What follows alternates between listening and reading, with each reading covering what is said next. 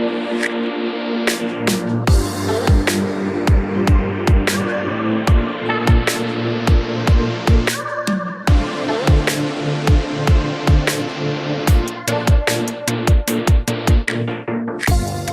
yo semua, di video kali ini kita akan ngebahas 10 karakter fighter terkuat tanpa buah iblis. Dan mari langsung saja kita masuk ke ceritanya. Tapi seperti biasa dulu dong, bantu kami mengembangkan channel ini dengan klik like, subscribe, dan nyalakan lonceng notifikasinya agar kalian tidak ketinggalan info-info penting seputar dunia One Piece hanya di channel Siklus Anime. Kalau sudah, terima kasih teman-teman. Oke, kita masuk ke ceritanya. Buah iblis merupakan sesuatu yang bisa menaiki level kekuatan para pemakannya, yang mendapatkan sebuah keistimewaan dalam tingkat seseorang yang memakannya. Terdapat berbagai buah iblis di dunia One Piece, seperti Logia, Paramecia, dan Zoan. Walaupun begitu, terdapat juga sebagian karakter dalam One Piece yang tidak memakan buah iblis, tapi kekuatan mereka sangatlah hebat, dan keberadaan mereka sangatlah disegani. Dan mari kita masuk ke dalam urutan karakter terkuat tanpa buah iblis.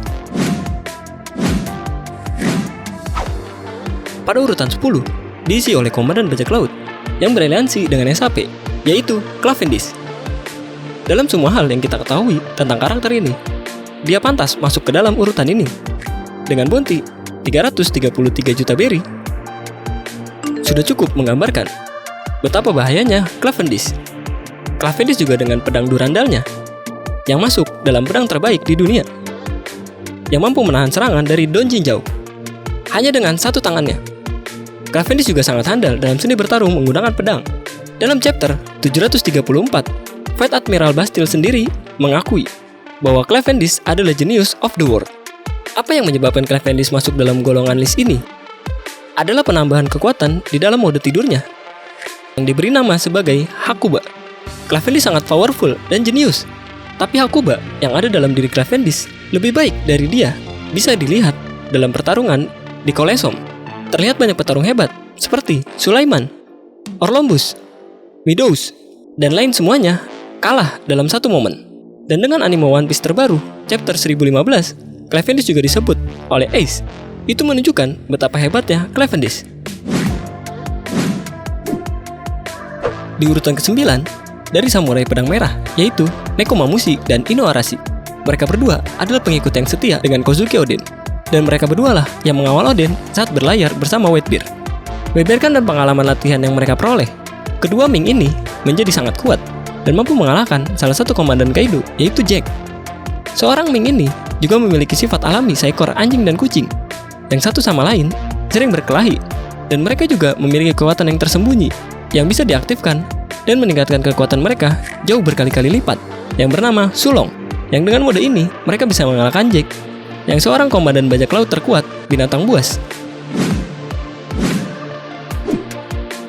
Di urutan ke-8, karakter ini juga merupakan seorang samurai setia kepada Oden, yaitu seorang bos Yakuza, yang tak lain dan tak bukan adalah Kojiro, atau nama aslinya adalah Denjiro.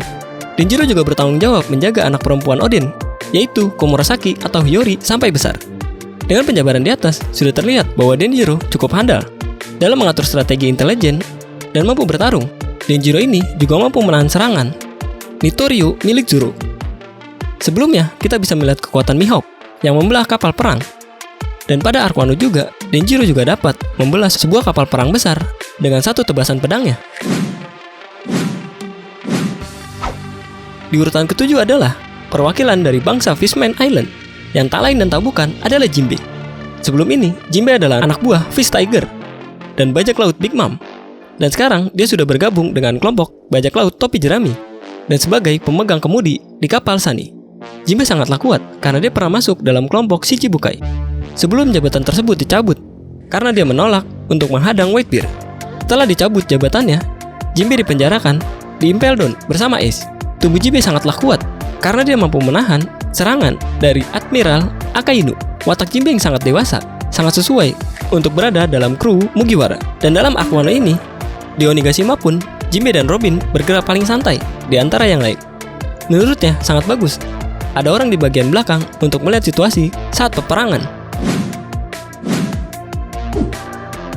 Di urutan 6, diisi oleh Komandan Vista The Flower, merupakan bekas komandan kelima dalam bajak laut Whitebeard. Jadi tidak perlu diragukan lagi kekuatannya, karena dia bisa berada dalam kapal Yonkoop. Bahkan dia berada dalam urutan komandan kelima. Jadi tidak perlu diragukan lagi dalam kehebatannya. Vista juga dikatakan sebagai petarung hebat terhandal dalam bajak laut Whitebeard, sehingga Vista diakui sendiri oleh petarung pedang terhebat di dunia, yaitu Mihawk. Bertarung dengan Vista dianggap salah satu kehormatan terhadapnya.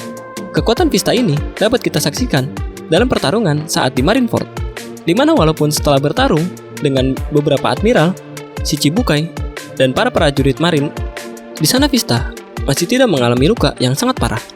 Selain andal dalam menggunakan pedang, Vista juga dikatakan memiliki kemampuan dalam menggunakan Bosusoku Haki dan Kenbun Soku Haki. Pada urutan kelima ini diisi oleh Mihawk. Jika kalian tidak kenal siapa Mihawk, silakan kalian lihat kembali pada chapter 50, karena Mihawk pertama kali diperkenalkan dalam chapter tersebut secara resmi, dan Mihawk ini tidak perlu diragukan lagi, karena pada awal chapter 50 kita bisa melihat seberapa kuatnya dia hingga bisa mengalahkan satu armada Dawncrag, padahal dia hanya sendiri dan hanya menggunakan kapal kecil. Bahkan Whitebeard sendiri menaruh hormat kepada pertarungan antara Shanks melawan Mihawk 1 lawan 1 sebelum ini, dan dengan pedang Yorunya seolah-olah tidak ada siapapun yang mampu mengalahkannya. Pada urutan keempat akan diisi oleh Roronoa Zoro. Mengapa kami menaruh Zoro setelah Mihawk? Tapi kami akan menjelaskan tentang kekuatan Zoro. Yang pertama, Zoro pernah mendapatkan didikan langsung dari Mihawk. Dan mungkin sepanjang kehidupan Mihawk tidak pernah bertemu seseorang yang berpedang yang mampu menandinginya. Jadi Mihawk melihat ada potensi dalam diri Zoro, dan dia akhirnya mau mengajari semua teknik yang dia bisa kepada Zoro. Dan nantinya Zoro akan menguasai teknik tersebut dan kembali menantang Mihawk dan mampu melampauinya. Yang kedua adalah kekuatan pedang yang dimiliki Zoro. Sebelumnya kita bisa lihat dua pedang Zoro gagal untuk menyaingi Yoru dan membuatnya terluka. Jika mereka berdua kembali berduel dan Zoro kembali menggunakan Sandai Kitetsu, Enma, dan Wado Ichimochi. Yang ketiga, alasan kami yang ketiga adalah dibandingkan Mihawk, Zoro masih lebih sering bertarung. Itu yang membuat Zoro semakin kuat dan kemampuannya meningkat seiring bertarung melawan lawan-lawan yang tangguh.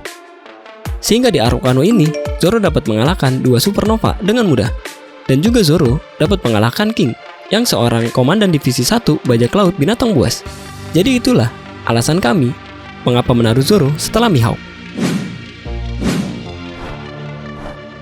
Di urutan ketiga adalah Silver Rayleigh. Tentu Silver Rayleigh akan masuk dalam pembahasan ini. Dan bagi kami, Rayleigh sangat layak berada di atas dari para nama-nama yang ada. Itu karena kekuatannya dalam menggunakan haki. Dan seperti yang kita tahu, haki ini bertingkat-tingkat. Dan yang paling rendah adalah tingkat first aktivasi. Dan yang paling tinggi adalah penguasaan atau advancement. Rayleigh setelah dia mengajarkan teknik haki kepada Luffy, bisa dikatakan yang Rayleigh punya adalah advancement haki. Dia hanya menyita kepala Luffy. Langsung terlihat benjol yang muncul di kepala Luffy. Dan ketika dia mengeluarkan setengah tenaganya saat melawan Gear 4 Luffy pun tidak mampu melampaui kekuatan Rayleigh. Itu saja belum dikeluarkan semua kemampuan antara hidup dan mati dari Rayleigh. Walaupun saat ini dia sudah masuk usia senja, itu tidak menghilangkan sedikit pun kemampuannya, karena dia masih mampu menyaingi kekuatan Marin yang memiliki jabatan Admiral. Dan momen yang paling hebat adalah saat Rayleigh, Luffy, Jinbe kembali ke Marineford. Bahkan Garp sendiri memberitahu kalau salah satu admiral pun tidak mampu membuat apa-apa terhadap Rayleigh. Dan sekarang Rayleigh kini disibukkan dengan mencari wanita dan berjudi. Di urutan kedua, ada Monkey D. Garp. Sebelumnya, menurut kami Rayleigh dan Garp sama-sama kuat. Tapi ada flashback jika Roger dan Garp ini sering bertarung dan hampir membuat mereka mati berkali-kali. Ini membuktikan antara Roger dan Garp sama kuatnya. Dan juga saat di Marineford, Garp meminta Son Goku untuk terus menahannya. Kalau tidak, Akainu pasti sudah mati di tangan Garp. Sebab betapa kuatnya Garp. Dan kita tahu juga bahwa Garp dan Roger lah yang menghentikan bajak laut Rocks di pertarungan God Valley. Di bagian pertama, tentu saja ada sosok yang paling misterius, yaitu Shanks. Shanks berada di puncak urutan karena memang sangat layak. Karena hanya Shanks, Yonko yang tidak memiliki bagian tubuh sempurna. gelar dia sebagai Yonko, dan mengapa lebih tinggi daripada Rayleigh dan Garp adalah karena faktor usia. Shanks lebih muda daripada Rayleigh dan Garp. Jadi Shanks ini juga sudah menjadi anak buah bajak laut Roger sejak usia 9 tahun. Jadi dia tumbuh besar dengan kekuatan yang sangat kuat. Dan bayangkan betapa pintarnya Shanks yang dia bisa menghentikan pergerakan Kaido yang ingin ikut dalam pertarungan besar yang masih misterius hingga sampai saat ini. Kita pun masih belum tahu bagaimana dia menghentikan Kaido. Kemudian, ketika dia memberhentikan perang besar di Marineford, dan juga saat Shanks datang ke kapal Shirohige untuk meminta menghentikan Ace untuk menangkap Blackbird, itu menandakan dia sangat matang dalam ilmu perang, dan dia tahu bagaimana melihat situasi yang akan diambil saat masa peperangan. Shanks seperti bisa tahu apa yang akan terjadi ke depannya, seperti yang dikatakan bahwa perang dunia akan terjadi jika Ace terus mengejar Blackbird. Dan dia juga seperti tahu bila Kaido sampai ke Marineford. Lihat apa yang dia katakan ke Koby saat menghentikan Kainu. Tindakan berani, kau ini sudah mengubah dunia. Jika Katakuri mempunyai view share side, tapi kalau Shanks, ini sudah berbeda lagi tahapnya. Kenbung Shokuhaki Shanks dalam tahap Destiny Signs. Itulah pendapat kami tentang beberapa karakter hebat tanpa menggunakan buah iblis. Jadi itulah pembahasan kami kali ini. Jika kalian menyukai video kami, jangan lupa klik like, komen, dan tentunya juga subscribe channel kami, agar kalian tak ketinggalan video-video kami selanjutnya. Terima kasih teman-teman, karena kalian sudah menonton video ini sampai akhir. Dan jika ada saran dan kritik dari kalian, jangan lupa sampaikan di kolom komentar. Dan tetaplah berlayar.